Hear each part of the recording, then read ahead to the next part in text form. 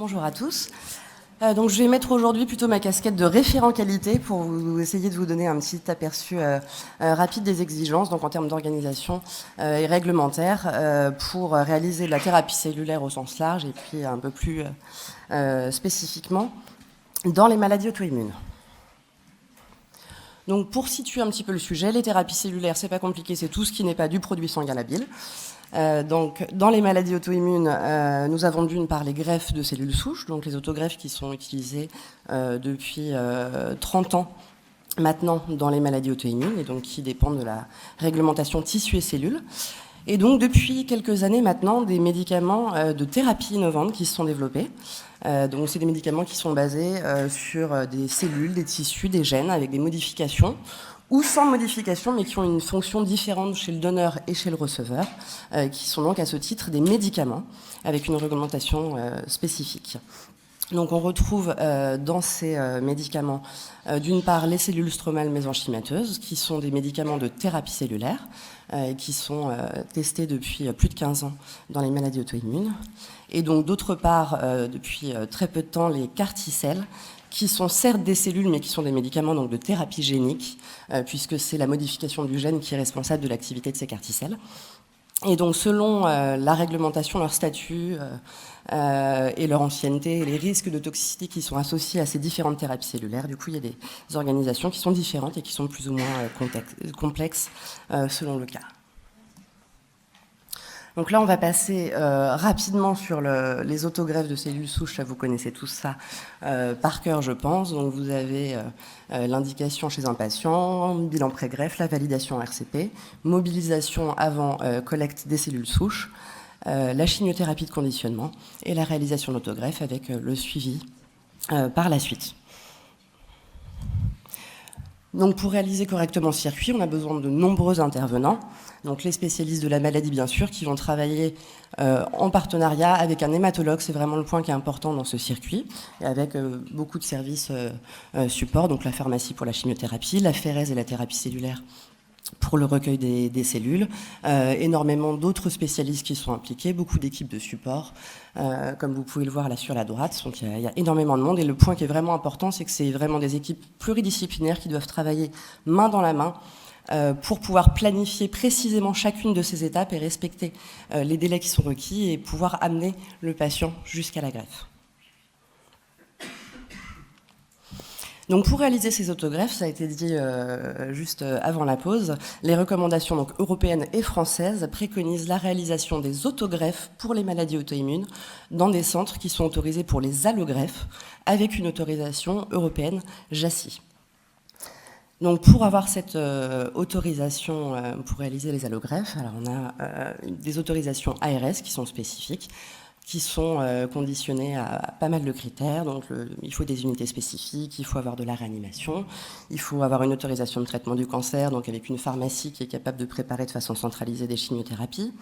Bien évidemment, une unité d'AFRS qui a elle-même une autorisation ARS pour le prélèvement des cellules, une unité de thérapie cellulaire pour le traitement de ces cellules qui, elle, a une autorisation ANSM. Donc voilà, on a un millefeuille d'autorisation et de réglementation pour ces activités, avec des renouvellements d'autorisation à réaliser tous les 5 ans.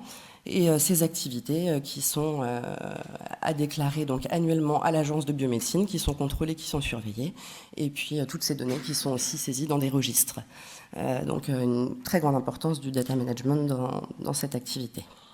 Donc ça, c'est pour l'autorisation allogreffe. D'autre part, qu'est-ce qu'on a en complément? Nous avons donc l'accréditation JACI, ça a été cité. Donc c'est une accréditation globale d'un programme de greffe.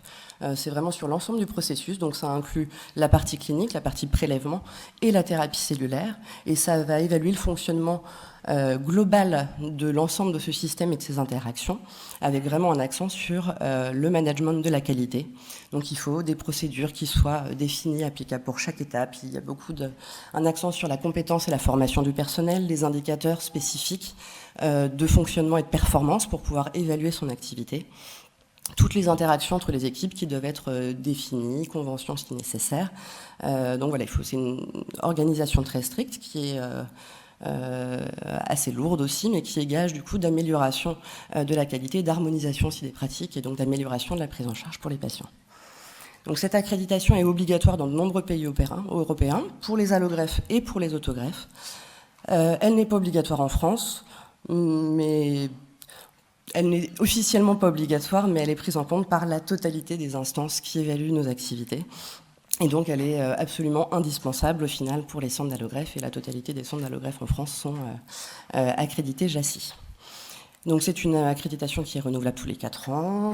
Il y a des mois de préparation, des visites, des préparations qui sont extrêmement lourdes. Donc ça nécessite vraiment une implication de l'ensemble de l'équipe et une grosse mobilisation, une grosse charge de travail. Mais encore une fois, pour garantir des bonnes pratiques et une amélioration de la prise en charge pour les patients. Donc juste 2 petites publications que je voulais mettre en avant. Alors c'est ce système JACI a prouvé son efficacité en termes d'amélioration de résultats pour les patients. 2014, première publication, avec un gain en survie dans les centres accrédités JACI versus ceux qui ne sont pas accrédités, ce qui était déjà un premier point majeur à souligner. En 2017, c'est les patients spécifiquement pour les maladies auto-immunes qui ont été repris. Et donc on a montré que les greffes qui étaient réalisées dans des centres accrédités JACI et dans des centres qui étaient expérimentés, qui en faisaient depuis longtemps et qu'on avait fait un certain nombre, étaient meilleurs que dans les centres qui ne répondaient pas à ces critères. Et puis une petite étude belge que j'aime beaucoup, de 2019, en Belgique, l'accréditation JACI est obligatoire, donc tous les centres sont accrédités. Ils ont repris sur 7 ans, je crois, l'ensemble de leurs autogreffes, et ils ont trouvé une meilleure survie pour ces autogreffes dans les centres, d'une part qui avaient une forte activité, mais surtout dans les centres qui pratiquent à la fois l'autogreffe et l'allogreffe. Donc quand on fait le processus le plus complexe, on s'améliore aussi pour les choses qui sont un petit peu moins complexes. Donc ça va vraiment dans le sens de ces recommandations, d'avoir des centres accrédités JACI et de le faire dans des centres d'allogreffe. Donc ça, c'était pour les autogreffes. On va faire un petit point rapide maintenant sur les cellules stromales mésenchymateuses. Donc, un petit point de rappel juste sur les sources. Donc, on peut avoir des cellules autologues ou allogéniques, plutôt préférentiellement allogéniques, qui peuvent être issues du tissu adipeux, de la moelle osseuse ou du cordon ombilical aussi, qui est une source privilégiée. Ces cellules vont être isolées, multipliées, elles peuvent éventuellement être modifiées. Ils vont ensuite être administrés, donc soit de façon systémique par perfusion, soit en administration locale directement dans un organe ou un tissu selon les indications. Ces cellules vont ensuite donc migrer et, dans le cas des maladies auto-immunes, engendrer une immunomodulation. Donc l'intérêt de ce traitement, c'est qu'il présente très peu d'effets indésirables. On a quelques réactions à l'administration, à la perfusion, mais sur le long terme, on a un profil de sécurité qui est excellent. Donc pour faire ces cellules CSM, finalement, on n'a pas besoin de grand-chose. On a besoin d'un médecin spécialiste de la maladie qui va être capable de suivre son traitement, de le prendre en charge et d'administrer ces cellules et de suivre. Donc ça pourrait être assez simple. Encore une fois, dans le cas des CSM allogéniques, si c'est autologue, on a besoin de plus d'équipes de prélèvement. La petite subtilité pour ces CSM, c'est que c'est un médicament, et c'est donc un MTI, comme on l'a vu au début. Et pour ces médicaments, il est exigé d'avoir une autorisation spécifique de la pharmacie qui autorise à la manipulation de ces produits. Et la moindre manipulation, même une simple décongélation, rend obligatoire ces autorisations. Et d'autant plus, on a maintenant le développement de certains MTI. Avant, on n'avait que des poches à décongeler, c'était très facile. On a de plus en plus de produits qui nécessitent des manipulations, des reconstitutions, des transferts, des ampoules. Et dans ce cas-là, on va avoir en plus besoin d'une unité MTI, ce qui complexifie encore plus le circuit pharmaceutique pour ces produits. Ça, j'y reviendrai un petit peu après. On va maintenant passer sur le deuxième type de MTI, donc arrivé plus récemment, alors qu'on l'utilise maintenant en pratique courante en hématologie, mais ça reste quand même très récent, hein, ça fait 5 ans que c'est vraiment rentré en pratique standard, et qui donc maintenant commence à être testé dans les maladies auto-immunes. Donc nous avons pour le moment des CAR-T-cells autologues, la quasi-totalité des développements, c'est des CAR-T-cells autologues à l'heure actuelle. Et donc un petit rappel, il y a plusieurs générations en fonction de la construction de ces cellules. Et donc à l'heure actuelle, c'est de la 2e génération. Et c'est principalement donc, du anti-CD19 et anti-BCMA qui est utilisé. Donc on va avoir un circuit qui ressemble un petit peu à celui des autogreffes, mais avec une étape de fabrication du coup supplémentaire. On va recueillir les lymphocytes T par aphérèse, les sélectionner, les activer, les transduire, donc avec l'antivirus, rétrovirus, pour insérer ce récepteur chimérique à l'antigène à l'intérieur de la cellule, et ensuite les multiplier. Et puis il y aura une chimiothérapie de lymphodéplétion avant d'administrer chez nos patients. Et là, un suivi initial très rapproché, puisqu'il peut y avoir des complications qui sont fréquentes et qui peuvent être sévères, qui sont extrêmement fréquentes et parfois sévères en hématologie. On a l'impression, sur les maladies auto-immunes, le profil de sécurité est meilleur, mais on a quand même très peu de recul encore sur ces carticelles dans ces indications. Donc là, je vais passer très rapidement sur le circuit, sur le parcours, puisque ce sera présenté cet après-midi un petit peu plus en détail. Donc je ne vais pas rentrer dans les détails là-dessus. Juste pour voir un petit peu les intervenants qui nous sont nécessaires, donc un petit peu sur le principe de l'autogreffe. On a toujours besoin d'une équipe d'aphérèse, de la thérapie cellulaire, on a besoin de la pharmacie, bien sûr, et on a beaucoup d'équipes support aussi, des laboratoires qui sont un petit peu plus spécialisés, puisqu'on a besoin de faire de l'immunomonitoring pour pouvoir suivre ces carticelles, leur devenir et leur expansion. Donc là, il faut des laboratoires un petit peu plus spécialisés qu'on n'a pas forcément dans tous les sites. Et donc, sur la prise en charge des complications, comme je disais, on a des complications qui sont relativement fréquentes, avec les CRS et la neurotoxicité principalement, et puis les cytopénies sur le long terme. Et donc, des spécialistes qui sont impliqués de manière un petit peu plus forte que ce qu'on peut avoir dans les greffes, avec notamment les neurologues, qui sont vraiment un des piliers du système de la prise en charge des carticelles. Et donc, toujours pareil, comme sur le principe des autogreffes, il y a vraiment des délais à respecter et des timings très importants entre les différentes étapes. Et donc, il faut vraiment une coordination extrêmement étroite entre les différentes équipes pour préparer, pour pouvoir amener le patient en carticelle, et ensuite une coordination entre les différents spécialistes pour la prise en charge des complications. Donc, en termes de réglementation, on a eu des nouvelles autorisations du coup, qui ont été créées pour habiliter les centres. Donc, c'est réservé à certains centres, l'utilisation de ces carticelles. Avec les premières autorisations qui datent de 2019. Donc ça, vous voyez que ça ressemble beaucoup à ce que je vous ai montré sur les autorisations de greffe, avec des petites subtilités et des critères extrêmement stricts au démarrage. Il fallait absolument avoir une unité d'allogreffe sur site, il fallait avoir un service de neurologie, ce qui n'était pas présent partout.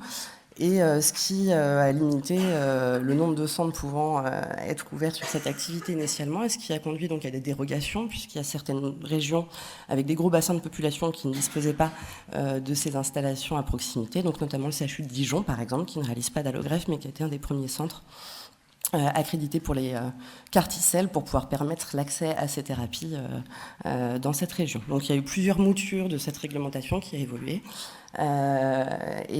Maintenant, voilà, il faut toujours de l'hématologie, il faut toujours du soins intensifs, il faut de la permanence médicale, il faut être capable de faire des IRM. On a toujours besoin de tout ça, mais voilà, ça reste des centres experts, mais on peut avoir des conventions avec des services d'allogreffe à proximité, des réanimations, et avec des neurologues qui ne sont pas sur site, mais qui sont présents, qui se déplacent facilement pour pouvoir venir évaluer les patients. Et ce qui donc a élargi un petit peu plus la représentation de ces traitements sur le territoire. À noter, donc toujours sur le côté data management, là il y a un enregistrement et un suivi des patients, un recueil de données qui est assez conséquent dans le registre français, le registre Descartes, et qui est obligatoire pour obtenir la prise en charge des carticelles. Donc vu le coût des carticelles de plusieurs centaines de milliers d'euros, voilà, tout le recueil est obligatoire, sinon on n'est pas remboursé. Donc là c'est vraiment un point majeur dans ce circuit.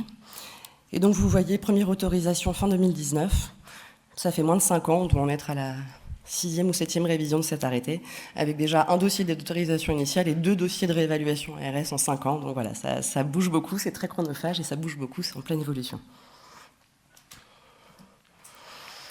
Là, je vais juste faire un petit point donc, sur la pharmacie, puisqu'il y a plusieurs points qui sont critiques dans ce circuit carticelle et qui pourraient potentiellement être bloquants. Et avec l'élargissement des indications et des nouvelles spécialités qui arrivent, effectivement, on va avoir des goulots d'étranglement sur l'hospitalisation, sur les unités d'aphérèse qui ne sont pas en capacité non plus de prendre énormément de nouveaux patients. Et donc, il y a vraiment un point sur la pharmacie qui, déjà à l'heure actuelle, est bloquant dans certains centres. C'est cette fameuse unité MTI. Donc on a dit c'est un statut de médicament, donc il faut une autorisation. À partir du moment où on va avoir besoin d'ouvrir le produit, de le reconstituer, de le transférer, de faire quoi que ce soit avec, on va avoir besoin d'une unité spéciale, dédiée pour les MTI, avec une zone atmosphère contrôlée, des gradients de pression, des évacuations d'air par l'extérieur, des circuits particuliers de gestion de déchets, puisqu'on est souvent sur des produits OGM, donc en fonction plus de la dangerosité et de la classification de ce produit OGM, des réglementations spécifiques. Alors ça, autant vous dire qu'il y a extrêmement peu de pharmacies qui sont équipées en France à l'heure actuelle avec ce type d'unité, et que celles qui le sont, ces unités ne sont généralement pas conformes aux recommandations actuelles en plus, donc ça représente un investissement énorme pour pouvoir monter ces unités, pour accéder à ces traitements. Et ça va vraiment être un frein, voilà, si ça n'est pas anticipé, pour le développement de ces thérapeutiques. Un petit point spécifique aussi pour les carticelles par rapport au circuit de greffe, c'est qu'on a une qualification qui est faite par les industriels. Les industriels, c'est eux qui choisissent quels centres ils vont ouvrir et qui viennent nous qualifier sur site. Donc c'est une petite... voilà, c'est un audit initial, les audits périodiques, c'est plus ou moins poussé sur les industriels. Et donc ça va être très orienté sur l'aphérèse et la thérapie cellulaire, puisque nous sommes fournisseurs, dans ce cas-là, l'établissement hospitalier, de matières premières. Nous fournissons les lymphocytes pour la fabrication du médicament. Donc nous rentrons dans les bonnes pratiques de fabrication, donc il y a beaucoup d'exigences sur ces aspects-là. Mais il y a aussi une vérification que l'établissement est en mesure de faire correctement les étapes de réception, de reconstitution et d'administration. Donc on reprend, voilà, tout l'ensemble du système est vérifié. Un gros accent aussi sur la gestion qualité là-dessus, ce qui fait qu'il est indispensable d'avoir un responsable, un référent qualité dans l'équipe pour pouvoir aussi mener à bien tout ce genre de choses. Et une petite évolution, c'est qu'au fur et à mesure de l'avancement sur ce sujet, certains industriels commencent à prendre en compte l'accréditation JACI, quand les centres ont cette accréditation, pour alléger un petit peu leur propre qualification, éviter le doublon et la surcharge de travail là-dessus. Donc il y a une réflexion globale au niveau européen sur cet aspect. Et donc le dernier point, pour finir, l'accréditation JACI, justement pour ces carticelles. Alors c'est une accréditation pour les IEC, les Immune Effector Cells, au sens large. Donc les carticelles rentrent là-dedans, les CSM rentrent également. En fait, on pourrait avoir une accréditation JACI pour faire des CSM. Ça existe depuis 2017, ça a été assez précoce. Les premiers critères pour la réalisation, donc en particulier des carticelles. Cette accréditation pour les IEC est adossée à l'heure actuelle à l'accréditation de greffe. On ne peut pas être accrédité JACI pour les IEC sans avoir par ailleurs une accréditation, que ce soit auto ou allogreffe. Les critères sont mélangés dans un même manuel qui fait plus de 600 pages, donc c'est très compliqué de s'y retrouver, de faire le tri dans tout ça. Donc c'était clairement pas la situation idéale. Donc là, espérons pour fin 2025, si les délais sont respectés, vous avez en consultation publique actuellement la 9e édition des standards JACI pour la greffe, et pour la première fois, donc la 3e édition, puisque c'était mélangé avant, mais pour la première fois de façon isolée, un manuel dédié, 3e édition pour les IEC, ce qui permet une meilleure définition des exigences spécifiques, des indicateurs, des audits qui sont requis pour faire ces traitements, pour faire les carticelles. Une évolution aussi, vu qu'on voit les nouvelles indications qui sont actuellement en cours de développement dans les essais qui sont en train d'arriver. Donc dans ce nouveau manuel, ces indications sont prises en compte. Donc il commence à y avoir des mentions de toutes les spécialités, hors hématologie, hors onco-hématologie, qui commencent à être intégrées à ces manuels pour la prise en charge future de ces nouvelles indications. Et surtout, ce manuel donc distinct devrait permettre d'avoir une accréditation spécifique pour l'utilisation des IEC non adossés à la greffe, et ce qui permettra donc d'avoir un niveau d'excellence dans les centres non greffeurs, comme il y en a quelques-uns déjà actuellement qui pratiquent les carticelles, et d'avoir vraiment cette accréditation qui va pouvoir se mettre en place pour l'ensemble des centres qui utilisent ces carticelles. Donc voilà, juste pour résumer un petit peu la situation. Les 3 thérapies cellulaires qu'on a actuellement, vous voyez les organisations très différentes, les CSM, qui sont en théorie assez simples, qui seront assez simples à utiliser, à mettre en place, avec cet aspect sur la pharmacie, sur le circuit du médicament, qui est quand même un petit peu contraignant. Et puis les autogreffes et les carticelles, vous voyez des systèmes qui sont assez proches, des grosses structures qui sont nécessaires, beaucoup d'intervenants, des autorisations spécifiques. avec des étapes supplémentaires pour les carticelles du fait de leur statut justement de médicament de MTI. Et donc beaucoup d'évolutions ces dernières années sur ces nouveaux traitements en termes d'organisation et de réglementation. Et donc on espère très prochainement des accréditations qualité qui seront disponibles pour tous les centres qui feront des carticelles. Voilà, je vous remercie.